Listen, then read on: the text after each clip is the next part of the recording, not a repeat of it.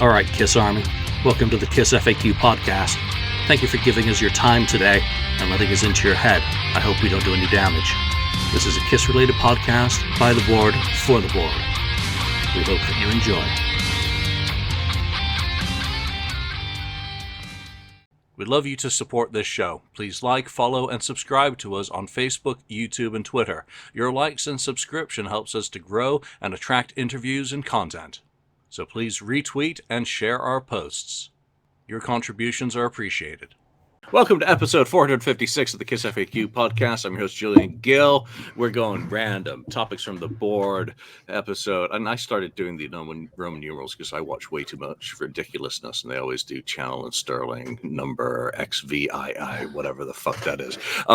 So today it's me, it's Lonnie, St. Louis Kiss.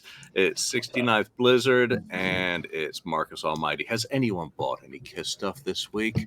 Or are you all just waiting for some supposed announcement going to happen on Howard Stern on March the 1st? And that's a rumor. I haven't seen that published anywhere that I would take without a grain of salt. I bought Guns N' Roses tickets this week. But... You did? Which? Oh, yeah. They're playing here. They're playing Busch Stadium in St. Louis. It's exciting. Nice. Oh, the ban is lifted, right? Yeah, because they played here in 17, and everything went well, so they got invited back. Yeah, they're not coming up here, which they're not coming to Toronto apparently, but I think they're going to like around us somewhere here. I know there's 4 Canadian dates, but I don't see any Toronto show, which is odd.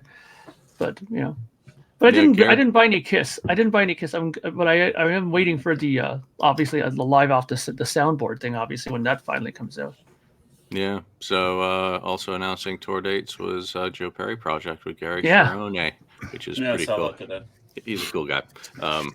Opened for them in '84 in his previous band, which became Extreme. What'd you get? You got the magazine? You can. You got both magazines. So. You got Rock Candy. Rock Candy also, yeah. So yeah, they're both good. Pretty good stuff. Yeah, anything new? I haven't had a chance to really go through that. Really new, though. Is anything ever new, Mark? I guess not. One can hope, right? Is the Kiss set list new? Anything new for Kiss nerds?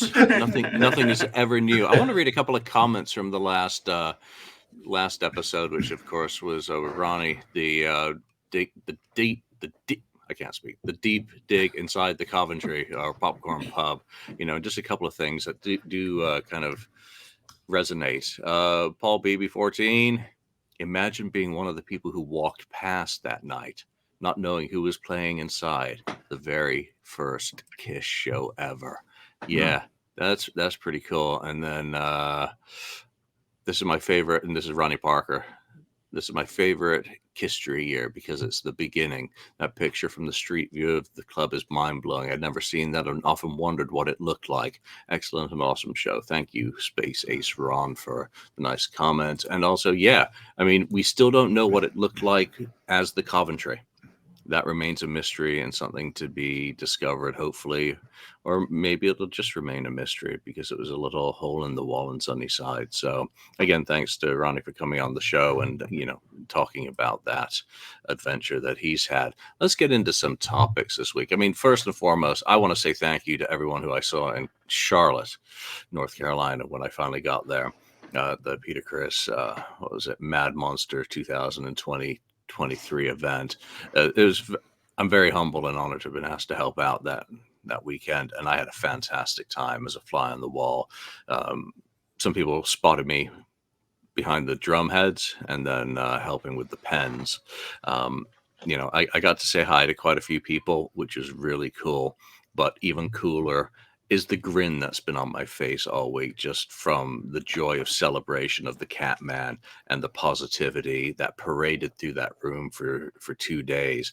Awesome group of people on Team Catman. Absolutely fantastic what they do to make things run smoothly. The attention given to the fans, the service personnel, the vets, children, just above and beyond, making it the very best interaction that you can have with a founding member and legend for Kiss. So I didn't take anything to get signed, but I ended up at the end of day 2, last person had their autograph done. I'd been doing the pens, so I'd been dabbing on a picture to make sure the ink was flowing. And I just grabbed that. I said, "Hey, Peter, would you sign that for me, please? It's only going to mean anything to me because it's been dabbed all over." I'm going to hang that up on the wall proudly as just a reminder of something that was so fantastic. No negativity. Really cool evenings up until 3, chatting with friends. Got to hang out with the powerful and attractive Joe Odell. That was really cool. Had a couple of yinglings there for myself. But talked Kiss, talked Peter Criss, talked music, talked all sorts of things with friends. I didn't even go down to any of the other Mad Monster stuff. I didn't go see Alex Winter, who was in Bill and Ted, or the guy from Aliens walked.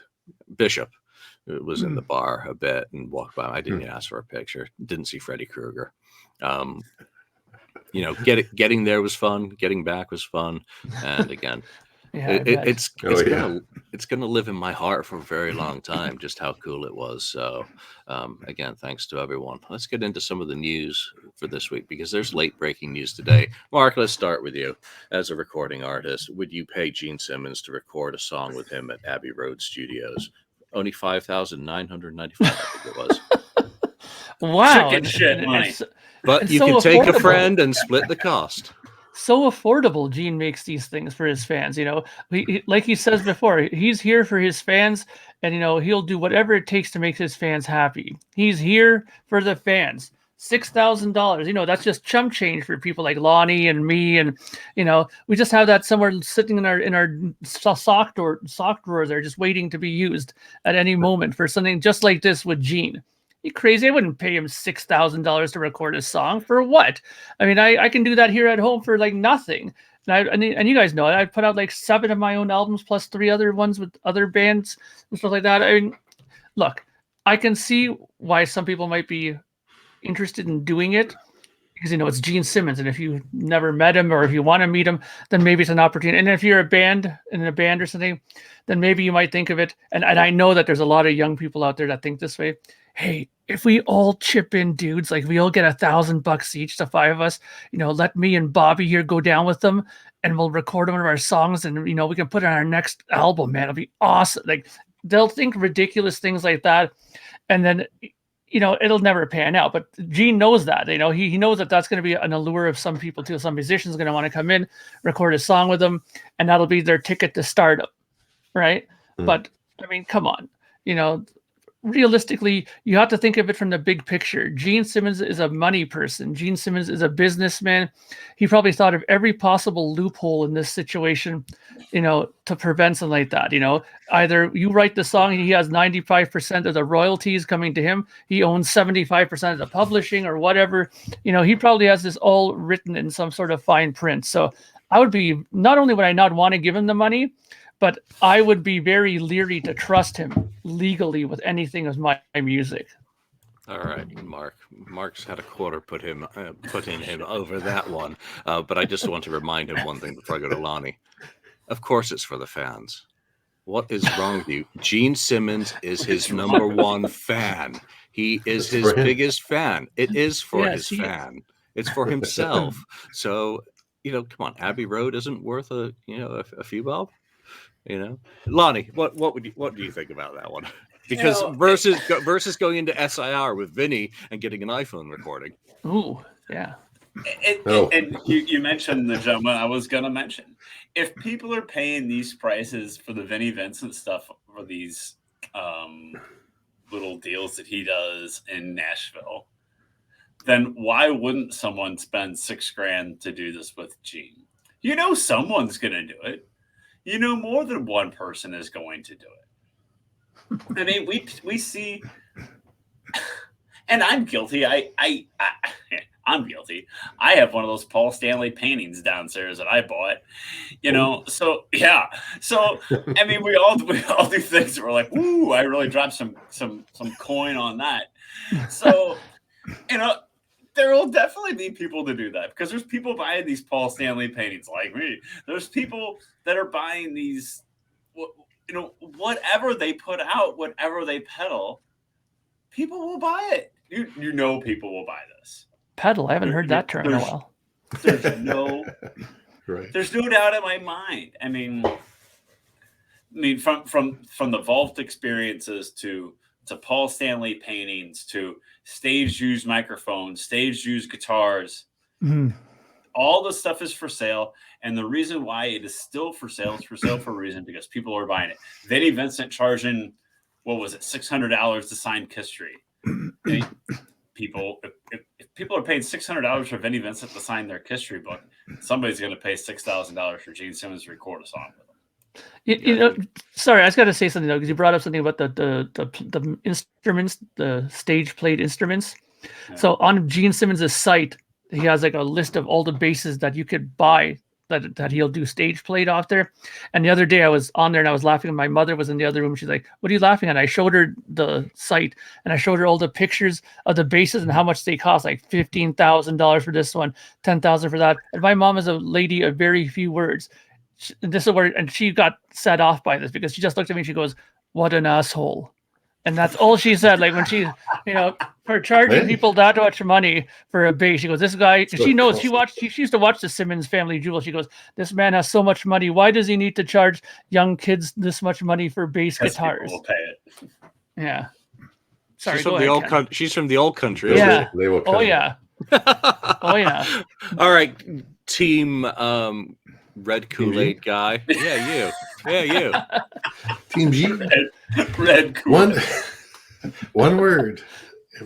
Inflation. No, not really. It's, you know, going back to the vault experience, you know, that was a good chunk of money that we laid down back then. And but I felt that was worth it. You know, it was a good meet and greet, and we got the extras and all that stuff, plus the vault. You know, so that was worth it. This is kind of a little bit extreme. You know, it's for the really diehard Gene Simmons Kiss fan that has money to, you know, has a lot of extra money to, you know, spend or whatever, you know. So if I do it if I had a ton? Yeah, I'd probably do it if I had a ton of expendable, you know, money or whatever, expendable income. And but yeah, I you know, I looked at it like, oh, that's kind of cool, and then you look at the price and like, oh, okay. Never mind, I'm priced out of it. So, you know, I think it's good for the people that want to do it, and I'm sure they'll have a great time. I'm sure it'll be a real fun time. But yeah, and then Abbey Road, she's legendary. You know, that's kind of a on its own a very cool thing there in itself. That's probably the only thing worth it, to be honest. That studio is fantastic, you know. Right, that's part of it. So yeah, I mean, it's all good. If someone wants to spend it, they can do it. Then I'm glad they can, and I'm sure they'll have a great time. More power. All right, so yeah, you know, more power to you if you've got that disposable income and that makes you happy. I don't give a shit. You know, Abbey Road, cool studio, but now compare it to the price. It's $6,000 US, so 5,000 pounds. The price listing for the VIP experiences for the 2023 tour has been announced as well. So $3,500 for the ultimate. That's you get the pits, and you get the a picture with the band and the sound check. Diamonds, 1,000. You know, comparatively speaking, you know, you're getting into a studio with Gene. I'm sure there's a lot of fine print. Again, I haven't read too deeply into it because I'm not interested. I mean, would it be fun to record a song with Gene Simmons? Yeah, it would be fun. You know, do some Beatles shit. You know, see you tonight at Abbey Road Studios with Gene Simmons, or Read My Body. Finish one of his unfinished songs that he has. You know, that'd be kind of cool. Yeah, Eskimo Sun with Gene Simmons at Abbey Road Studios. There you go. Yeah, or My Uncle is a Raft. You know, whatever. It's not for everyone. It's clearly not for everyone. And I think everyone can get mad about the pricing, but then be realistic. You know, I think he's probably sat down in a meeting. Let's come up with some ideas, you know, to make some extra scratch on the side, you know, and someone's probably said, well, Vinnie Vincent's doing these events at SIR and they sell out every time.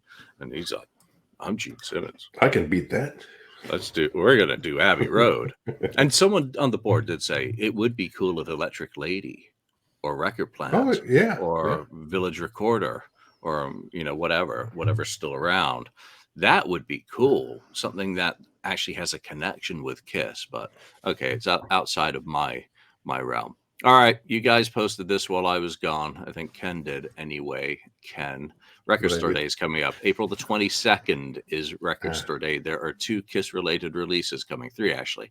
2 of them are Eric Carr, reissues of Rockology with 5 bonus tracks, some alt takes of some of the songs that are on there, and I think something from 74 was listed and then removed from the listing. So 500 copies of it on CD, 4,000 copies on vinyl. So you know what? It's got the makeup cover. Lonnie, you going to be in for Rockology? Yeah, I think that's cool. I mean, we've seen mock-ups of like the Eric Carr solo album and things like that all the time, forever. So the fact that his camp is putting that out, on the Rockology CD that most of us have, or a lot of us have, with some bonus tracks, but with that cover art, I mean, shoot, I'm going after that. I mean, I'll go from record store to record store day until I find it. I think that's a great idea. I mean, I don't know who posted that originally on our little group chat, if it was Ken or whoever, but I was like, seriously? I'm like, that's badass looking. I mean, that's something to get excited about. I mean, as a Kiss fan, as a fan of their history, I think that's something, that'll get me excited, to get me to go out to Record Store Day and like, yeah, I'm going to go search this out and find it. I think it's a great idea, and I'm excited about it. I'm with Lonnie. It's actually getting me out to Record Store Day, and that's the only thing I'm interested in, just the CD copy. Mark, we haven't had too many Kiss-related Record Store Day releases, and I guess there's no Origins this cycle. So, Rockology, excite you in any way?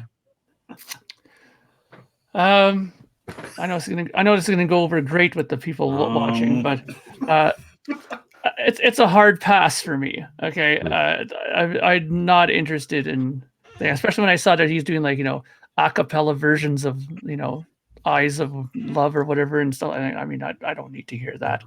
I mean, I like Eric, bless him, he was a great drummer and everything and stuff like that, but I was never really into his music. It's not to say that's not bad and it's not worth getting. I mean, I appreciate that they're doing something like this, and maybe Kiss should make note that they should do something like that. I mean, Eric's doing it. Ace Frehley's been doing it. How many consecutive Record Store Days has he had something come out? But I got to tell you, the main reason why I'm doing a hard pass is because I'm pretty excited. Okay, because Yes is putting out Live at Knoxville Civic Auditorium 3 LP set for Record Store Day, which is fantastic because they had released the Progeny box set on vinyl. It's like 21 vinyl records. It's incredibly expensive, but now they're releasing separate shows from that box set on Record Store Day. So I'm like, yes, thank God. So I'm going to be getting that. Plus Porcupine Tree is releasing something on Record Store Day. So I'm hot on that. And Mr. Big's reissuing their debut record, which is like really expensive to get an OG copy of that. Like really expensive. So I'm on that, man. I'm on it. Like I'm on it, So sorry, Eric Carr, but Yes, and these guys come first. Wow, the over-under on a Mr. Big reference on this show is 18 minutes and 30 seconds.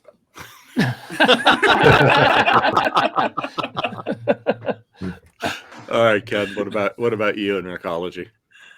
Yeah, I mean, if it's there, I'm gonna get out there, and if it's there, I'll probably pick it up. I'm not sure about the other one. There's the other one, Spinning Gold. Well, yeah. Well, I was gonna go to that one next. Okay. I wanted to introduce it with. Yeah. It didn't work out so well for that. Didn't work out so well for Kiss. So, yeah, so true. Wasn't paying attention. Exactly. But the Rockology thing. I'm like Mark. I'm gonna probably. There's a couple other things that are more exciting to me. Maybe like a early 70s Billy Joel live, vinyl, and there's an Elvis one too, and there's something else too. But I think it's cool. I think I have the one that came out a couple of years back that they put out for Eric Carr, the Rockologist one that Tom put out. I have that, but this one looks kind of cool. And again, I do like that they did it in the solo album cover like the other original solo album. So it's kind of a nice touch that they did from that standpoint. And I guess they have a poster in there too. It's going to be like the other, solo album poster. So. Oh really? I didn't know that. Yeah, there's supposed to be a poster in there too. I think that's what I read. So yeah, so it might be a nice little package, and we'll see. All right, so I gave you the bird, and that was because the cover of Spinning Gold, music from the motion picture, is a gold middle finger, which, Neil Bogart had the Midas touch with bubblegum.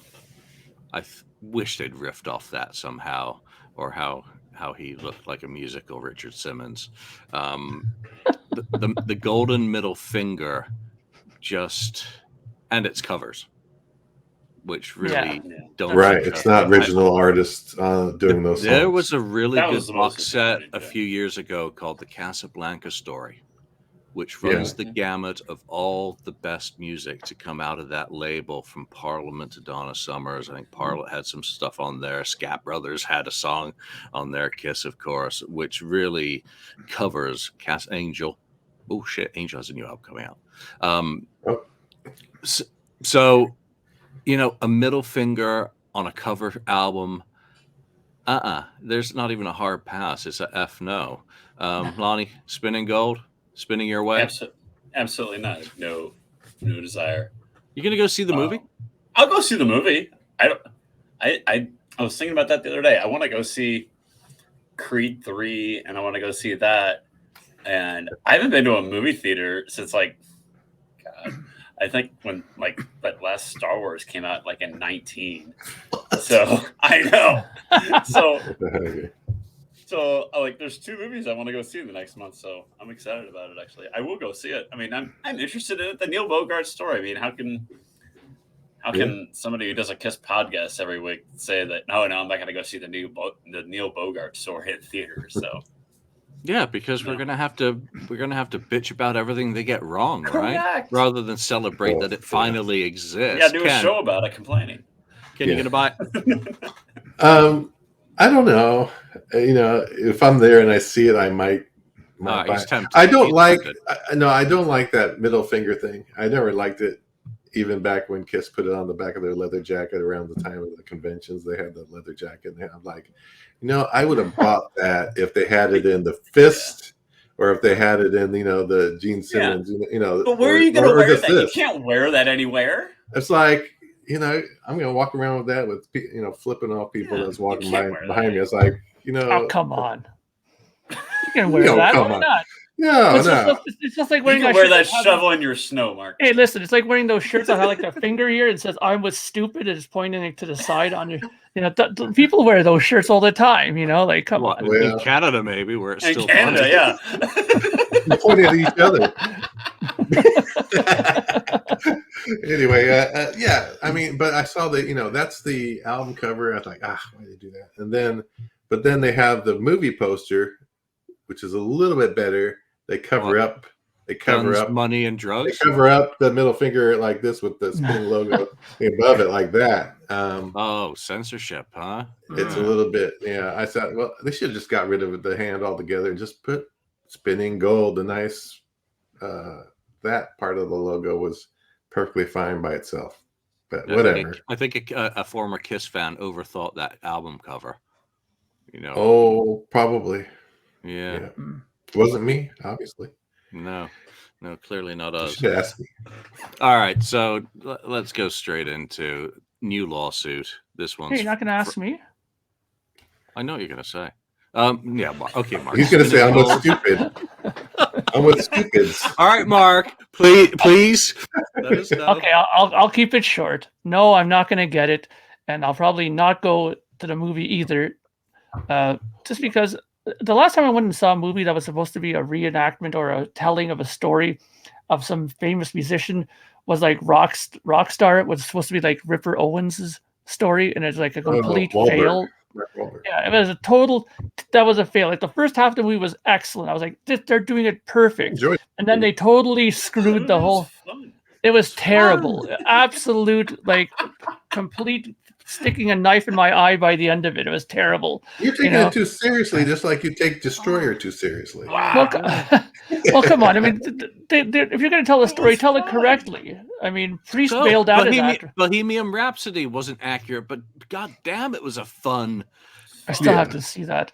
But the only movie that I'm gearing up to see, and I'm looking excited to see, and I'm sure you guys are going to roll your eyes when I say this, but Avatar, huh? No, the new Flash movie. It's supposed to be excellent. Oh, hey, okay. You're okay, Mark. Now you're okay. All right. No. I haven't been to the cinema since the last Bond movie, and I really regret not seeing Maverick in an IMAX theater. I don't even know if it was available, but I'm going to go see it because again, it's got Aerosmith, it's got Kiss, it's got all that great music from the 70s. I don't care if it's cheesy. I don't care if it's cornball. If I start singing, then I hope the rest of the people aren't telling me to shut up and are singing along too, because that's how it should be.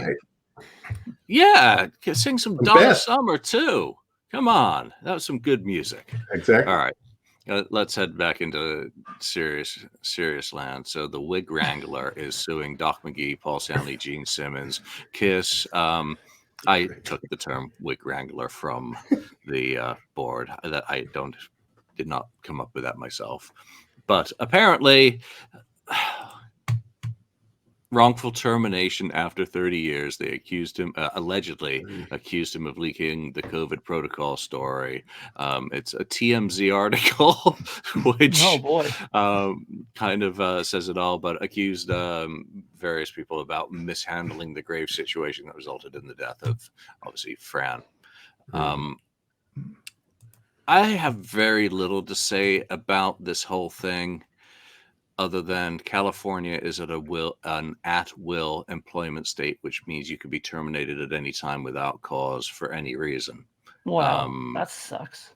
Yeah, well, welcome to America. I know in Canada and can't do other that countries, you can't do that there, but that's how it is here. So, again, all the shit around COVID is so done. I'm done with all of that crap, having gone to a mass event this weekend. You got to live. And that's what they were trying to do. And actually, from what I read, Paul Stanley calling Fran saying, you got to go to a doctor. You got to do this. I actually came out a lot. I'm like, wow, he actually said that?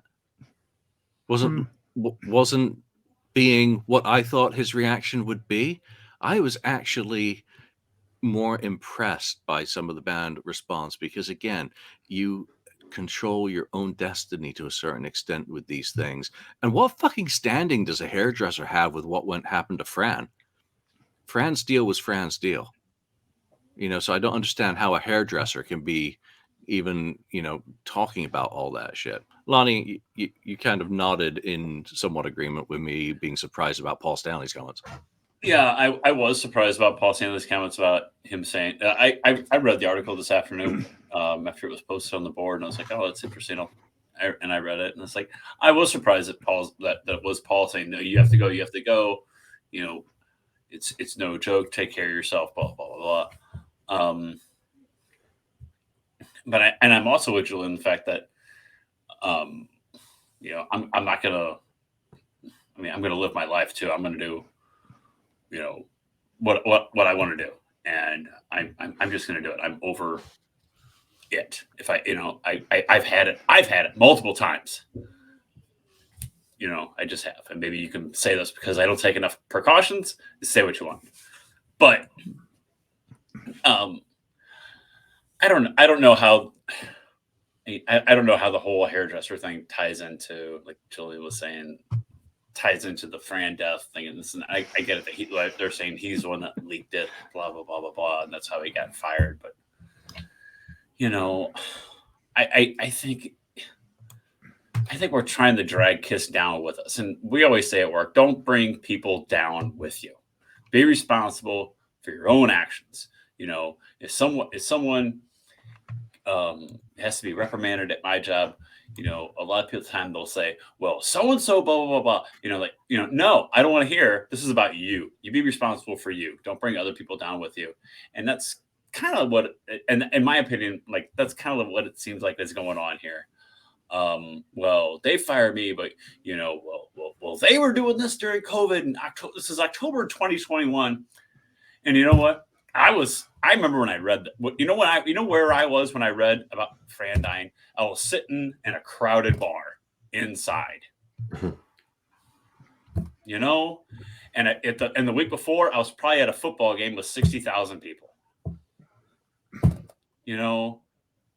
and I feel really bad about what happened to Fran. I think it's terrible. And I think it's terrible that anybody died during COVID or from COVID. But and I also think it's really bad that people die from heart disease too. So we people have to make choices. So you still got to live. And I mean, none of these comments that are being attributed to Paul Stanley, Gene Simmons, Doc McGee can be proven to be coming from them. They are hearsay. We don't have any idea what was actually said. Again, I think Lonnie hits the nail on the fucking head that it's tragic, but we also got to live. And I don't doubt that there was a lot of pressure on the organization and touring bands to get back out there on the road, and that they followed the best advice that they could and did the best that they could under the circumstances. And just like wearing a goddamn seatbelt, it doesn't save everyone's life in a fucking car crash. And these people had to get back to work too. These people were suddenly unemployed as of March 15th or whatever it was. Completely unemployed. These roadies or these people like the wig guy. What else do they know? That's their livelihood. And now they're back on the road. They're trying to get back on their feet. Yeah. I'm not laughing. Mark, what's your take?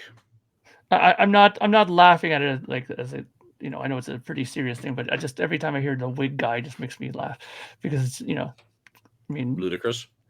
There's many things about this thing that make me kind of shake my head. Like, why do Kiss have a hair guy? I mean, is a wig maintenance really that much? Do you really need a guy to take care of a wig? I mean, just brush the stupid thing. Do you think the raccoons feed themselves?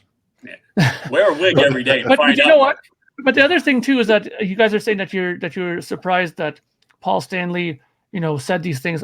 I'm not surprised because unless Paul Stanley is a complete and utter asshole, okay, apparently this guy is supposed to be a good friend of his and supposed to be somebody who's worked with him for a long time, teching for him. So unless you have no heart and you really were just lying and you didn't give a shit about this guy, then why? Of course he would say, "Listen, dude, go get yourself checked out. You're my friend. I care about you. Go get it done." The person in my eyes, though, I think is responsible. And of course, like I said, I'll be very cautious in saying this because, we don't have proof, just like Julian said and stuff like that. We have to be very cautious about these things. But to me, the name that keeps going, alarm bell is Doc McGee. This guy, I don't trust him for anything, okay? Because as soon as you read in the story saying that Doc said, that he's going to take care of some Live Nation guys, going to go take him to the hospital and this and that, and they never did it, I believe that. Because Doc McGee said so much bullshit in the last couple of years already. I don't believe a single thing that guy says, okay? So he's looking into Dubai, though. Yeah, exactly. I rest my case, okay? Doc McGee is the most untrusted, and you know what? Just go back and read stories about Doc McGee from other people too. Motley Crue, Bon Jovi.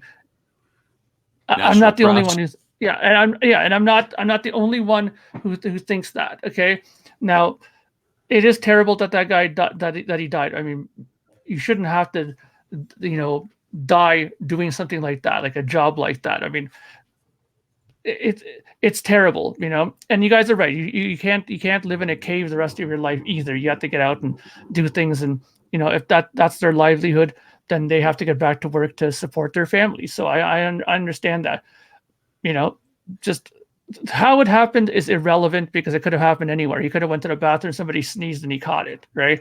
So, but the thing that bothers me about it is that if maybe something was done about it earlier, maybe he wouldn't have passed away from it. You know what I mean? That's the only thing that bothers me about it. Yeah, exactly. It's all easy in hindsight. No one knows the pressures that he was under in order to need to work. Doc McGee is a manager. Doc McGee's juggling the contractual side of the obligations of the band, the expectations of the fans, the business side, regardless of what you've just said about, not trusting him. Of course you don't trust him. He's a rock band manager. For fuck's sake, Mark, you've been in the business. Well, yeah, but that's it. That's just it. I mean, it's like trusting a promoter. But Julian, if the guy goes and says to the guy, don't worry, I'm going to get this guy and take him. But you don't know he said that either. Okay, I know. That's just clickbait headline shit, Mm-hmm. But if he did say that, then that's pretty scummy. If he did say that. Yeah, but I think in life we've all done things that we haven't taken seriously that have turned into bigger deals after the fact. I'm going to give Doc McGee the benefit of the doubt on this. He's looking into Dubai, but there's a shit ton of things that aren't public knowledge. I'm sorry, Ken. There are just simply things that we as fans don't get to know, that make these situations more complex than they really ought to be. When you just think about it, we all just want kumbaya. Everything's black and white, binary, good, evil, yes, no, right, wrong. If life was only like that, half of us wouldn't have jobs. So, Ken, give us some reason, please. Well, the only reason I can say is Dubai. Dubai. But I don't know what... It's all based around that article that was leaked. I forget it was on one of those Rolling Stone and then the Blaze websites, right? Okay, and about how supposedly Kiss handled it and all this stuff and what went on. Whether that's true or not, I don't know. You can't believe everything you read, I kind of feel that way where the guy probably could have been under pressure. Felt like I need to be there. I need to be there for them to, get their, wigs ready or whatever, get the blood out of Gene's wig and get the confetti out of Paul's wig and all that kind of stuff. All the money was being spent on Doc's head. Yeah. How luscious his hair's looking these days. It's looking pretty darn good. Nice lettuce right there. It's like a giant eyebrow. It's looking great. I mean, I know. Use some fill-ins. Reminds me of my front lawn. But anyway, oh, nice. But anyway, I don't know. Yeah, it's all. Who knows what really went on and all that kind of stuff. We just let that stuff play out in the courts, and it'll probably be settled behind the scenes, so they can just shut it down and go forward, and it'll be off the front pages of TMZ. Yeah, it's tough. I feel bad for the band ending up on TMZ. All right, talking about other horrendous things. Vinnie Vincent live shred 2023. I believe it was 14 minutes of musical joy. It was an audio orgasm. In fact, it was the whole Bugatti in one shot, basically. Lonnie, did you manage to listen to that? And I did not. I did not make it through all 14 minutes. How much did you make it through? A few. I think I'm developing ADD as I get older, so I don't know. I didn't make it through very long. I was just maybe 3 or 4 minutes. I was like, okay, I get it. And I was like, okay, I can't sit here at my desk and listen to this, and nor when I got off work did I go, oh, I got to go back and listen to that some more either. So, I mean, if I say it all the time, we talk about Vinnie. I was so happy I got to go meet him in Atlanta and get to hang out with you for the weekend, Julian. And I'm glad I got that experience. I never thought I'd get to meet him, and I did. You know, but in the same breath, there's these Vinnie Vincent fans that absolutely adore him and everything that he does. And if that's your thing, more power to you. You know, like I've said already on this show, that I'm not going to tell you how to spend your money. If that's what you want to go spend your money on, these Vinnie events and seeing him, and it's great. But it was not for me past about 3.5, 4 minutes. Mark, so you're going to go to the next SIR thing at Nashville after hearing that? Oh yeah, I mean, I'm ready. The next event, I'm on it. You know, I mean, that guitar playing was just absolutely. It's inspired you. It has inspired me. It has inspired me to make a 45-minute CD of absolute dribbling guitar soloing that made absolutely no sense. I have a feeling that people will be paying $500 a pop for a CD like that. And also, I have a good feeling that if I do that, I could not send it to them for 2-3 years, and then tell them that a year from then I can sell. I'll send it later to them, and I'll send them 2 of them in 4 years' time. And then I'll try to get them to buy another CD as well. So, but in all seriousness, I think I listened to about, and I was surprised about this, I listened to about 8 minutes of it.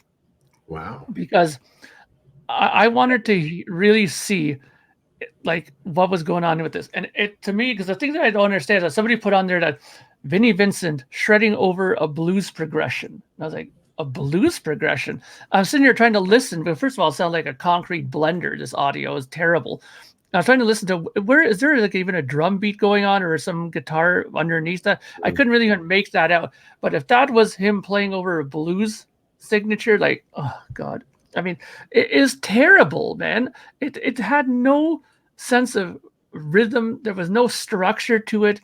There was no fucking logic to the notes either. It was just absolutely terrible. It's like if I gave my guitar to my 10-year-old nephew, Evan, and said, here, play it. I guarantee you he'd probably make a more logical guitar solo, and he's never played guitar in his life than that was.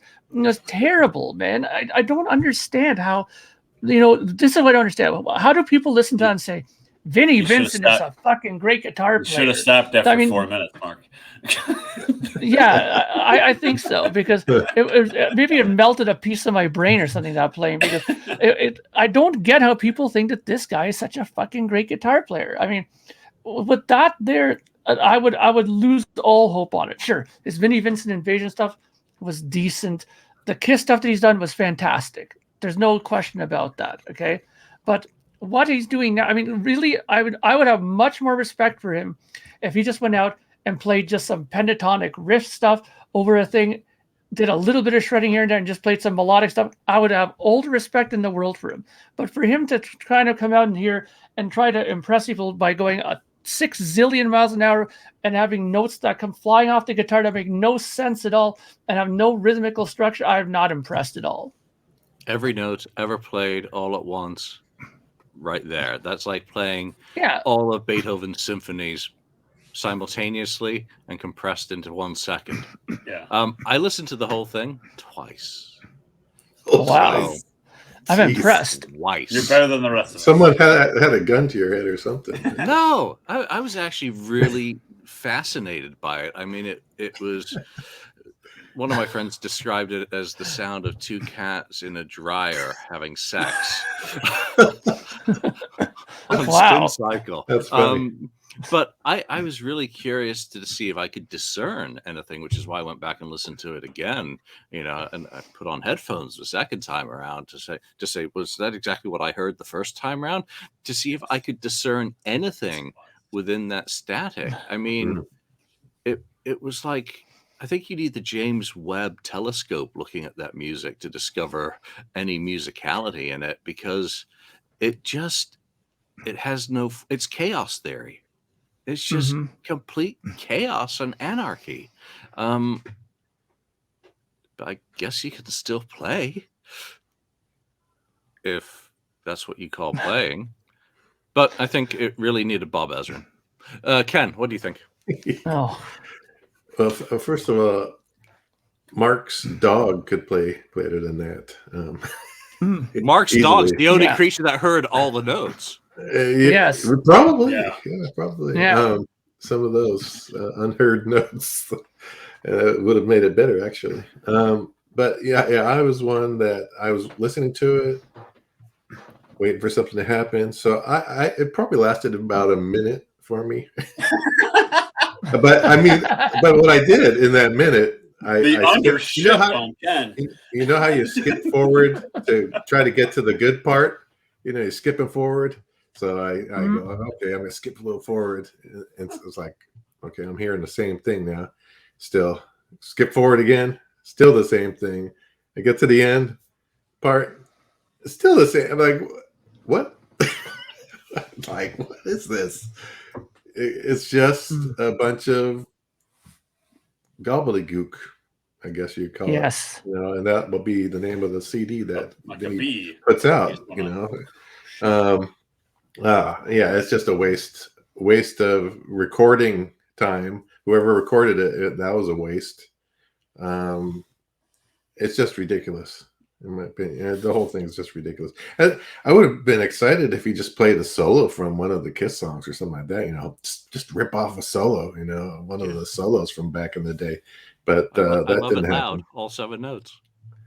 Yeah, so I mean, now you know why Paul wanted to get Vinnie off the stage when he extended to one of these solos. He was just kind of going out there, way out there somewhere. And that was the biggest complaint about him, was that he didn't have any filter. And that is just someone with no filter whatsoever. Yeah. All that it needed was someone like Bad Barbie rapping along to it.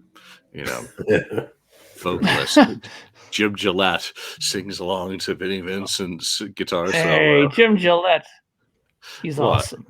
Yeah, not to my taste. I'm sure he is awesome. All right. We're running out of time rapidly, so let's go to A-sides, B-sides, which one wins. And second album's up this week, Hotter Than Hell. If you have to pick between the A-side and the B-side, Mark, which side of Hotter Than Hell are you taking, and why? A-side. I really like the A-side of that album. I mean, Got to Choose is on there, and Parasite. It's pretty strong side. I mean, the B-side has some good songs too. I mean, All the Way is one of the those dark horse songs I actually like from that album, and it also has Strange Ways. But I've always liked side A. I don't know if that's because a lot of the times when I listen to that record on vinyl downstairs, I sometimes don't get a chance to listen to side B. Sometimes something comes up or I have to go do something and I never get a chance to listen to side 2. But side A has always been just fantastic stuff. I've always been a big fan of that side. I think Got to Choose is one of Paul's great songs. Lonnie, side A or side B of Hotter Than Hell? It's side A for me as well. I mean, side A is classic Kiss at its finest. Got to Choose, Parasite, Hotter Than Hell, Let Me Go Rock and Roll. I know Going Blind's on there. Going Blind isn't my favorite version on Hotter Than Hell, but man, I mean, that's classic Kiss, the whole first side. And side B is good. We talked about All the Way on the show not that long ago, and I talked about how much I like that song. And Mainline's fun too, as is Strange Ways and Coming Home, but side A is just classic Kiss. It's side A, hands down. Yeah, I'm with Lonnie, what he said exactly. Ken, what about you? Side B for me. Wow. I love those two. Why? I love those two Simmons songs that lead off the second side, All the Way. Great song. And Watching You, I think Watching You is fantastic. Both of those songs are awesome. And Mainline's pretty good. You get 2 Peter Criss sung songs on the second side. When does that happen? Right? I think it's the only time, right? Yeah. So and Mainline, Mainline's good song, not the classic. I wouldn't call it a classic or anything. But Coming Home, really, really good. They let off the Unplugged with that, right? And then Strange Ways. What a great Ace Frehley song. I mean, come on.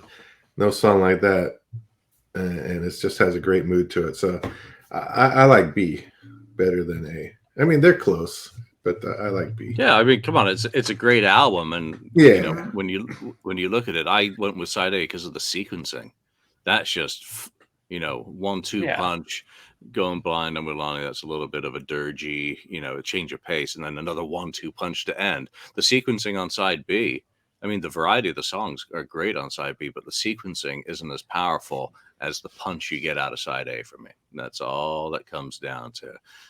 I wouldn't give a shit if I put on the album the wrong way around and started on side B. All right. Mhm.